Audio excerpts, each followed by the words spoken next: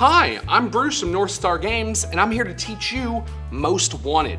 In Most Wanted, you're a rootin' tootin' cowboy trying to become the most wanted outlaw in the West. And here's how you do it.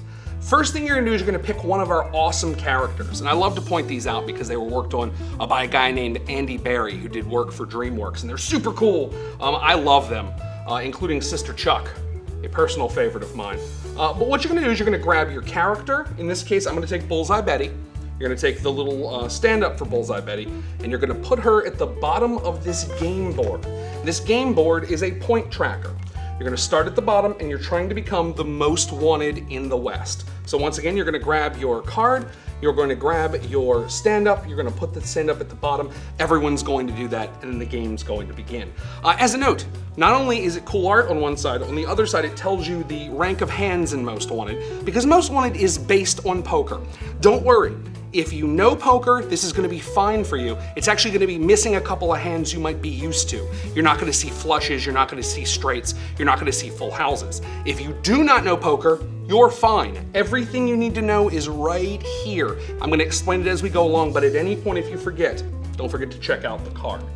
Everybody's gonna get a hand of 5 cards that are just standard poker cards. Things to know about this deck, it's a double deck from 6 to ace. So if you have a really, really good hand, that's not necessarily really, really rare. So don't think just because you're looking at a handful of face cards that all of fortune smiled upon you. It's a double deck and a lot of them are gonna be high cards.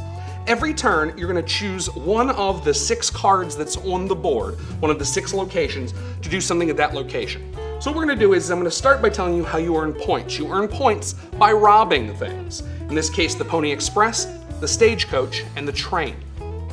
At the top of any of these cards, the top of the horseshoe, it's gonna have a little hand of cards, and it's gonna show you how many cards are involved in that particular hand. In the case of the Pony Express, it is a 2-card hand. That's why there are 2 cards at the top. And then I'll go through the Stagecoach is 3, and the train robbery is going to be 4. At the bottom, it tells you the victory point, the victories, and the consequences. So, if you win the train robbery, you're going to get 4 points. So you're gonna move up 4 of the posters on the board. If, however, you don't win the train robbery, there's a little icon there that is a guy in jail. That means that you're gonna pay bail. If we go back to the board, you're going to see on the particular poster that your piece is on, you're gonna see a couple of little money bags and a number on them. At the beginning, it starts at 1, then moves to 2, then goes to 3. That is your bail. So if you choose to be a part of a train robbery and you didn't manage to rob the train, you're gonna have to pay the bail that's marked on the board. Once again, 1, 2, or 3. If you're at the start of the game and you're off the board, or somehow you've been knocked off the board, you're paying 0 every time you fail. So I would say rob every train, rob every Stagecoach, rob every Pony Express. You have no reason not to do it.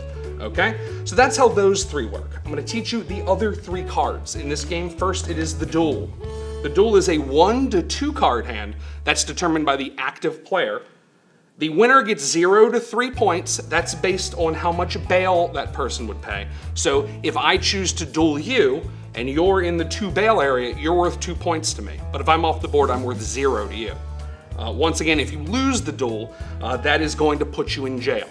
So what I would do is I would take my card hand of 5 cards.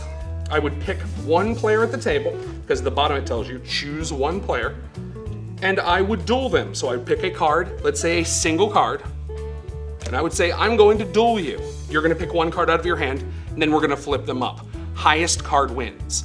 Aces are high, 6s are low, with 1 exception. That's a cool thing I wanna show you. If you look at the 6s, they have the 6 shooters. 6 shooters fire bullets. So, if 1 player has a hand that is all aces, including a single card, and the other player has a hand that is all 6s, the 6s will always win. So once again, if it's a 1-card hand of an ace, it loses to a 1-card hand of a 6. If it's a 2-card hand of aces, it loses to a 2-card hand of 6s. 3-card hand of aces, 3-card hand of 6s. All aces lose to all 6s every time. Just an interesting thing to know as you go along. Once again, for the duel, if you win the duel, you're gonna get the bonus. If you lose, you're gonna pay bail. Next is church. You normally have a 5-card hand in poker. And in this game, at the end of every round, you're gonna draw back up to 5. The church allows you to discard as many or as few cards from your hand as you would like and draw up to 7. It's the only time in this particular version of the game, which we call St. Louis, that you're allowed to get a hand over 5 cards. Final thing you can do here is honest labor. Even if you're a criminal, sometimes you need a little bit of money to get started, so you can go to honest labor. For honest labor, you can discard cards of the same color. So if you take a look, if you know a deck of cards, you're gonna see that suits have different colors. So in this case, I could use red cards. I can discard them for $2 per card. You may say to yourself, you've talked about a lot of things, what does money do? Money is how you pay bail. Paying bail is how you don't lose points in this game. Anytime you're obligated to pay bail, if you're not able to, you go back 1 step for each dollar you couldn't pay. So remember, you want to try to do some honest labor to get some money, so when you rob things later, nothing bad happens to you. Now a quick explanation back to the exact action on how you rob something. You would pick either the 2, 3, or 4 card robbery. In this case, we'll say the stagecoach. 3 cards. Says anyone can join. So the active player says, I'm going to do a stagecoach robbery. I have 3 cards, here they are. Every other person at the table is allowed to decide if they want to be in that robbery. If they would also like to rob the stagecoach, they would take 3 cards, put them face down in front of them. Once everyone's decided, you flip the cards up and the highest hand wins. Once again, the winner in this case will be getting 3 points. The loser, and that's all of the losers, will be paying bail.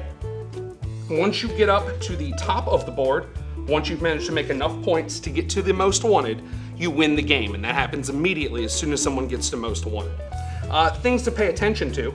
Once you shuffle the deck of cards, the first time you shuffle the deck of cards, you're gonna go to the lowest numbered robbery, in this case the 2-point robbery, you're gonna flip it over.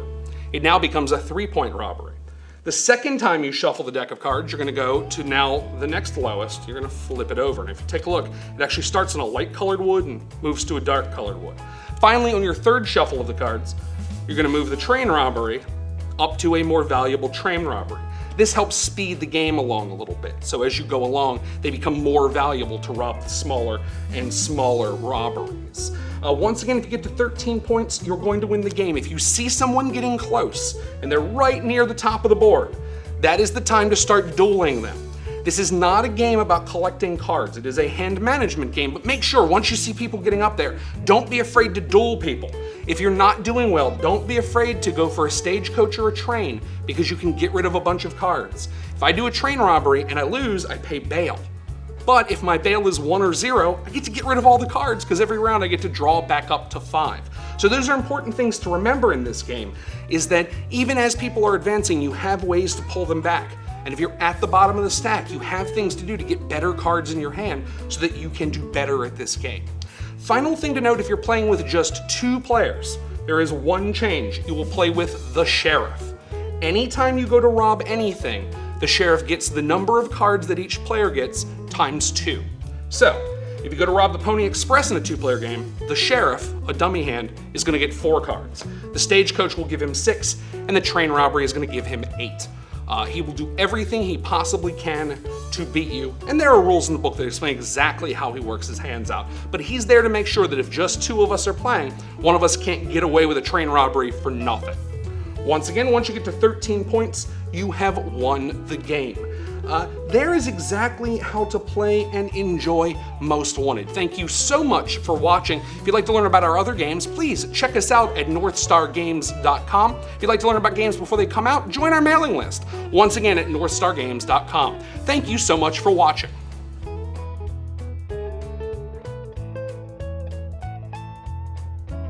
Okay, thank you so much for watching.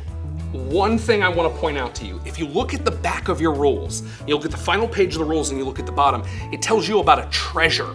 So here's what I'm going to tell you. I can't tell you where the treasure is, but I can tell you that there isn't a lot in this box.